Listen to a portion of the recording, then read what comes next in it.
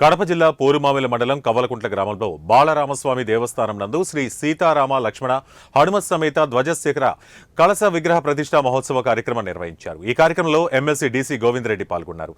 నియోజకవర్గ యువ నాయకులు దేవసాని ఆదిత్యారెడ్డితో కలిసి నియోజకవర్గం బూత్ కన్వీనర్ల సమన్వయకర్త రమణారెడ్డి, మాజీ పంచాయతీరాజ్ ప్రభుత్వ సలహాదారులు నాగార్జునరెడ్డి, జెడ్పీటీసీ ముత్యాల ప్రసాద్ల ఆహ్వానం మేరకు ఎమ్మెల్సీ డీసీ గోవిందరెడ్డి విచ్చేసి ప్రత్యేక పూజలు నిర్వహించారు.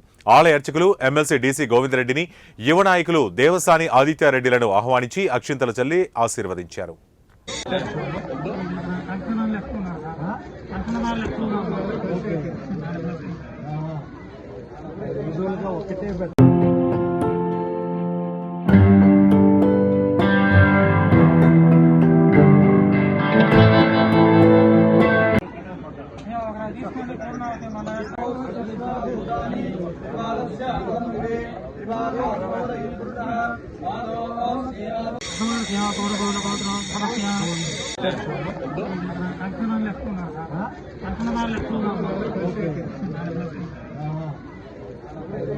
ఒకటే